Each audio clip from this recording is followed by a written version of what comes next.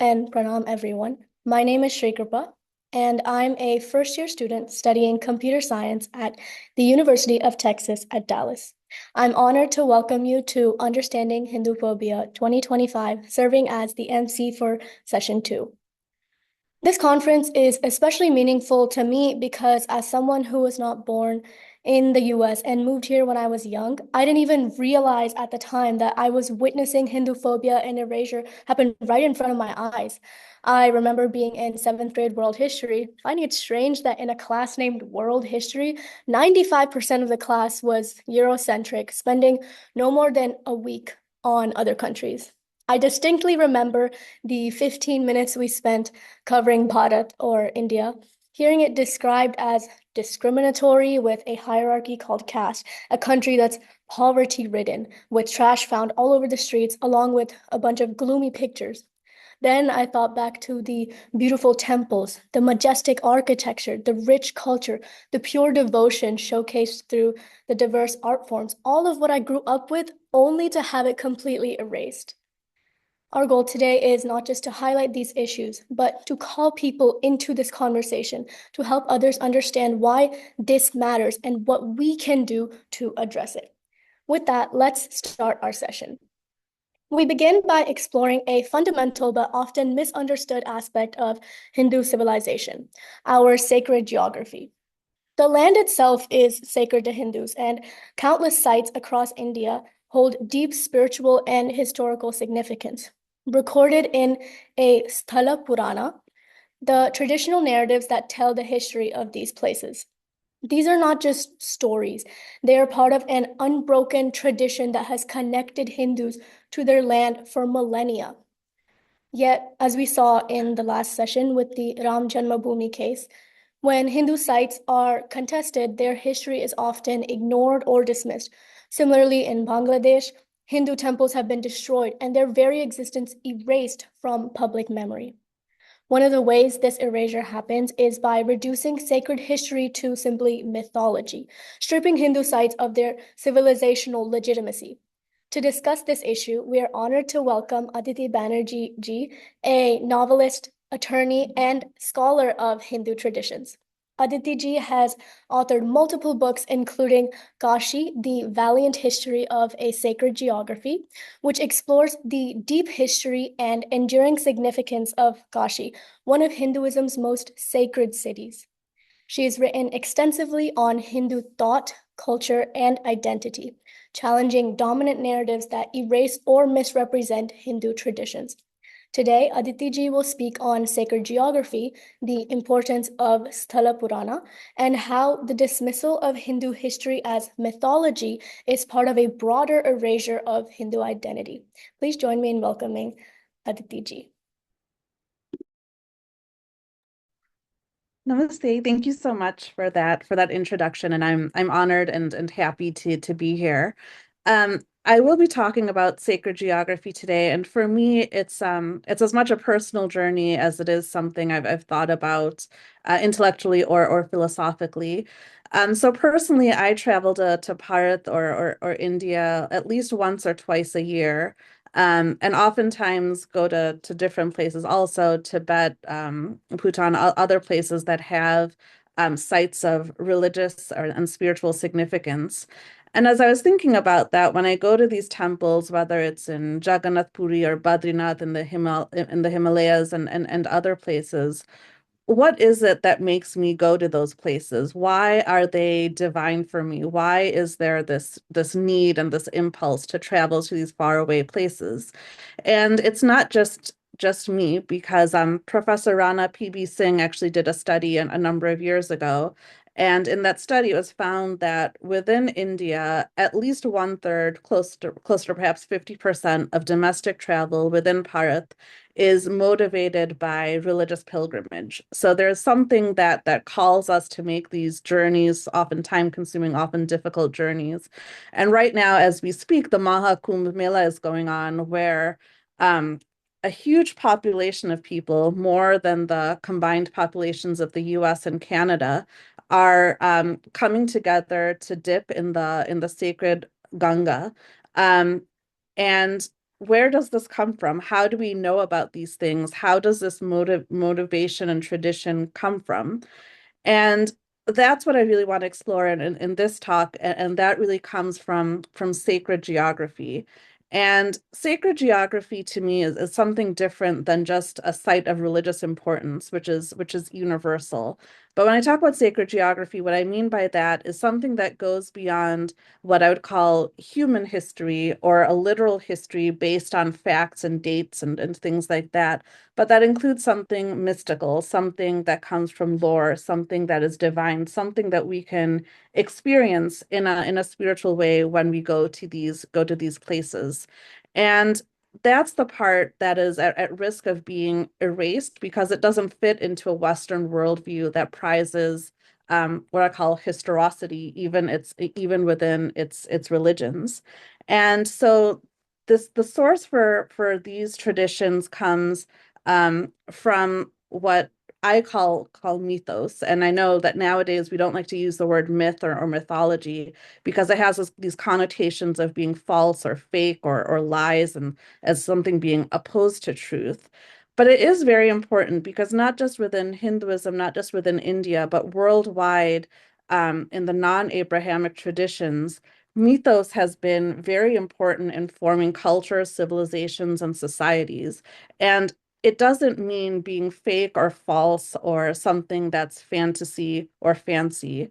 Simply put, mythos is a set of collective beliefs and stories and almost like a mimetic tradition for how we transmit our history, our knowledge of ourselves, and the way that we think about ourselves, where we came from, who we were, what makes us who we are, in a very fundamental way. So not just historically, but something that goes beyond history. And it may not have had been literally true, but that doesn't mean that it's false, because in those stories we learn essential things about ourselves and about our ancestors, and that teaches us how to live in the modern world or in today's world. That's when Homer composed the Iliad and other things. That's what this process was of transmission. And a big part of that transmission is this idea of sacred geography. And this idea is that there are certain places that are perhaps inherently divine. So in Hinduism, we have the word tirtha, that the word in Sanskrit. And what tirtha really means is a place of crossing over. And that crossing over, it can be like a water body in a literal sense, but it means you can cross over to the other realm. It's something that connects us to the divine, to our true nature. And we find this in other places too. So in the ancient world, when the pyramids were constructed, when you had the sites of Delos and Delphi, which were huge pilgrimage centers for much of the world, they weren't just chosen at random and they weren't chosen with places that had human historical significance, but there were astronomical significance. Or in China, for example, there was feng shui and the idea of the movement of the energy and spirit in certain mountains and things like that, which were important. And sometimes those would be recarved to enhance the spiritual vibrations of the place. In native traditions around the world, we find this a lot where natural formations hold spiritual significance because they themselves are representations of the divine. And the idea is when you have this, there's something inherently divine, these places become sacred, and they become sites of pilgrimage, which is why Delos and Delphi in ancient times were places where people came to travel from far and wide to pay their respects. And the process of going to those places becomes a pilgrimage in the true sense, where you go to that site and you don't just go to one particular site, but the entire territory, the entire land can be meaningful. And there's a process that you go through. So in Buddhism, this is very common, where you may go on a pilgrimage through the mountains, and each mountain pass that you cross is one step in a progression of purificatory steps before you get to the main destination of the pilgrimage. And this you find in the notion that we have within Hinduism of the kshetra, where it's not a particular temple or a particular site that is important, but the entire kshetra, the entire territory. And within that territory, so for example, in Kashi, You have protector deities who guard the boundaries of the city, and then you have a series of almost like concentric circles or mandalas, like a sacred diagram formation of the entire land, and that's found in Puri also. And when you approach these places, you don't just go, for example, in Kashi, we think today of the Kashi Vishwanath Mandir, which is the most perhaps powerful site within Kashi, but you can't just go there. You have to go through a process. You have to go through the guardian deities, seek their permission, and then you have to prepare yourself for that moment when you reach the ultimate destination. And this is again is part of a sacred geography tradition, which we've kind of lost touch with because nowadays we think of sites like the Vatican or Jerusalem or Mecca, which are very much tied to what I call literal history and human history, and they have significance in that sense. But we've lost this mystical tradition. And what I how this really came home to me is when I was studying, I was doing research for my book on Kashi, and I wanted to write this book about a disputed site, the Ganvapi site. And when I first started the book, what I thought I was going to do is write almost like a logical argument for why this site is so sacred and so important to the Hindus and why Hindus have a claim of community ownership of this site. And in the process of writing this book, I started doing research about Kashi, the lore of Kashi. And I was looking at the Sthala Purana, which comes from the Skanda Purana. And so the Sthala Purana is the recorded documentation of not just the human history, but the lore, the sacred lore of a place. And this has been painstakingly preserved by our rishis and our acharyas within the Puranas, which are a class of Hindu Shastra or scripture, and then vernacular traditions and in different regional languages, and not just by them, but also the temple priests, our parents, our grandparents within the community. It's a living tradition of transmission, which is why we still have this with us. And those Sthala Purana tell us that we should go to such and such a place. And if you go to such and such a place on such a such and date, you may obtain these benefits, or this place is sacred for Shiva, this place is sacred for Devi, and why, and who are the rishis that went there, what are the miraculous things that happened there. And when you read that Sthala Purana, it makes you want to go to those places.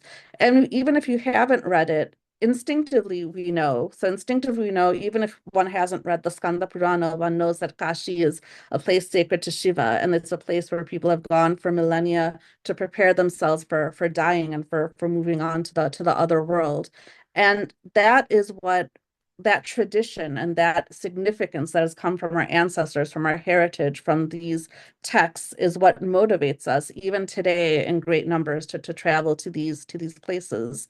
And so as part of my research on Kashi, I was reading the Skanda Purana, and at first I intended to just have like one chapter just about, with a small summary of this.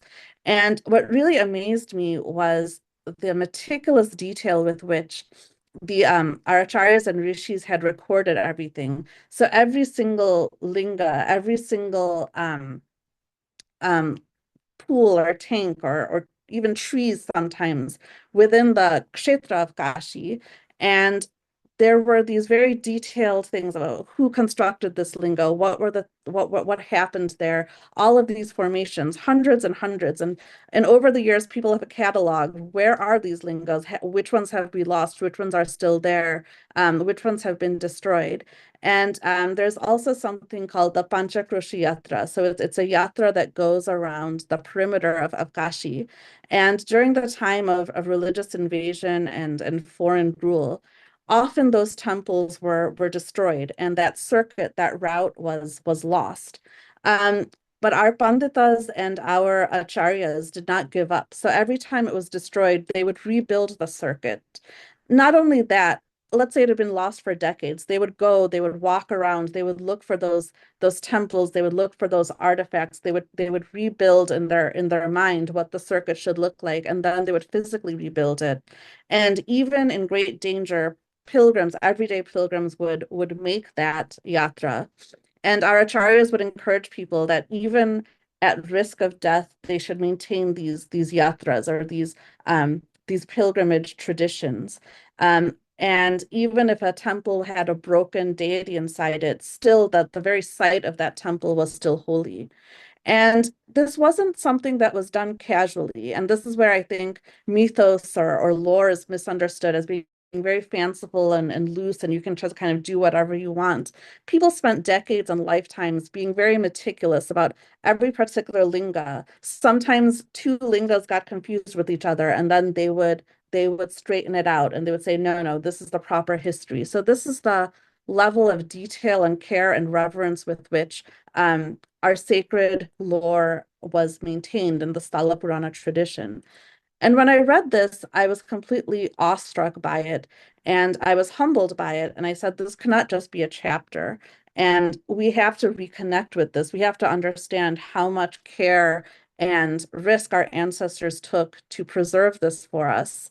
And that's why a large part of my book was actually just resharing that lore because that's something that we've lost and nowadays even when we do go on these um religious pilgrimages, often it's just because we think there's one temple we have to go to, one site we go to, and we just go there and we go for a few hours, we come back to our hectic lives, and that's not what sacred geography or pilgrimage is about. It's about honoring that process as a spiritual, deeply reverential process.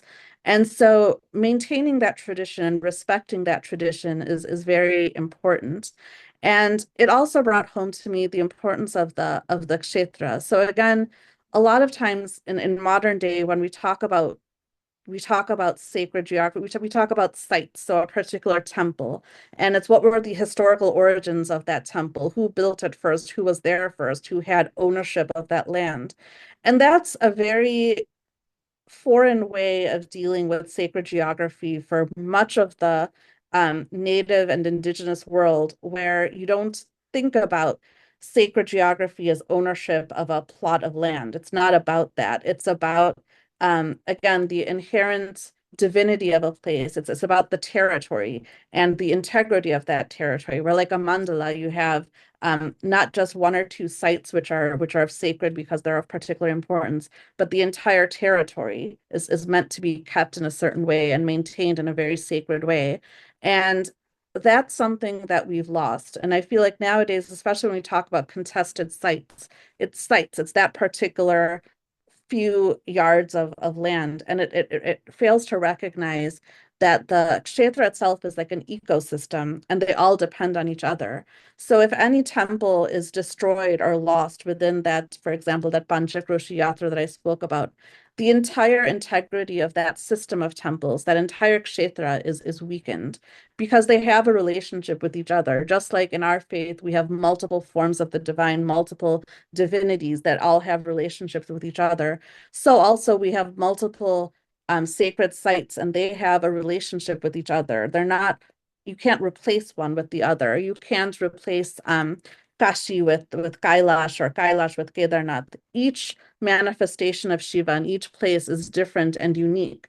And when you understand what the kshetra is, when you understand what the sacred geography is and what that particular lore of that place is, what the Sthala Purana of that place is, what are the specific qualities of Shiva, his lila that we find in Kashi, that's different from what you find in Kedarnath, and how do we honor that? That is what is really important. And that's something that when we think in a modern Western way, we lose that because sometimes there's just one God or there's one form of God, and we lose the sense of multiplicity and how even when you have thousands and thousands of sacred sites, each one of those is important and invaluable in its own way. They're not fungible. And this is something I think we really need to bring out. And where we get lost is this perspective is invalidated because all of the discussion, again, is from a very history-centric lens, and it doesn't allow for the sense of an experiential, lived experience of sacred geography. And in the case of Bharat, sacred geography isn't just something that happens in a spiritual, religious sense, but our entire conception of nationhood um, comes from sacred geography. That's how we understood our cosmos, how we understood the places of Bharat, and even how we understood the importance of travel.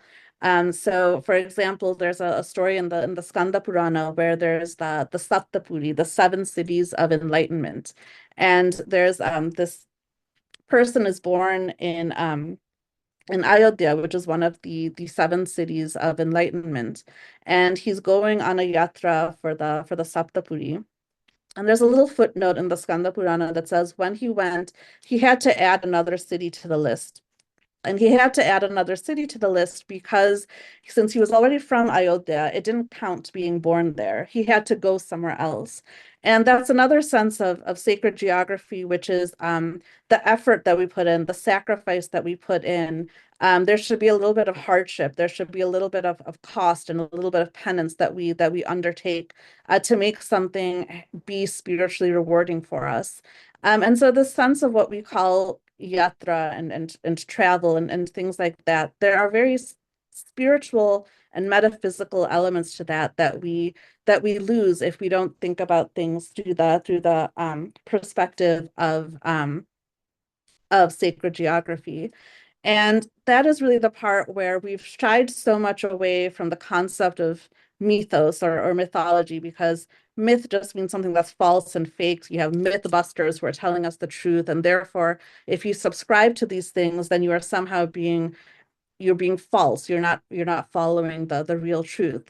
And that's just a complete misunderstanding of what this tradition of lore is supposed to be. And mythos itself comes from the root mio, which means to teach, to initiate. And these are the ways that we learn about ourselves. We're initiated into the deeper secrets and the deeper meanings of life. And that is why this tradition of sacred geography does have lore and things like that. And if we give that up, if we try to be rational or history centric, and we divorce ourselves from that sacred geography, we'll lose these things. And that is something, as Hindus in particular, we have to be very mindful of, because it's very sad when you travel through other parts of the world. And I've been to Greece, which is beautiful. The sites that were once living, thriving embodiments of sacred geography have become ruins. And now you just go there, you take pictures, it's something of like archaeological or historical significance, but the spiritual heart of it is very hard to find. They've become dead places in a way. We are very lucky that in Bharat today we still have living places of sacred geography, and they're maintained only through our devotion and our hewing to that tradition that has been transmitted to us by our teachers, by our ancestors, and by our community. And it is our duty to keep that alive for ourselves and for future generations, and also to serve as a light to other traditions which may have lost their own traditions of sacred geography, to revive and bring those back, because that is how, for most of history, we have all understood our place in the world. We have all connected ourselves to our homelands and our ancestry, and that is what has kept civilization going for so long. And so that's why I do believe sacred geography is something we need to focus on, preserve, and revive. Thank you.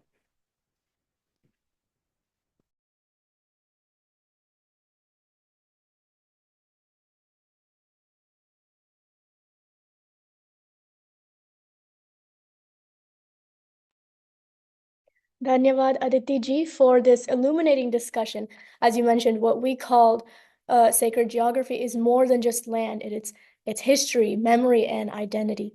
Whether it is Kashi, Ayodhya, or the countless temples and sites under threat across South Asia, these places are not simply historical landmarks. They are living traditions deeply embedded in the Hindu civilizational consciousness.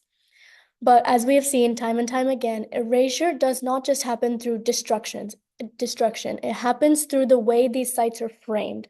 The dismissal of Sthala Purana as mere myth is part of a larger pattern, one that seeks to sever Hindus from their past by delegitimizing their story and history.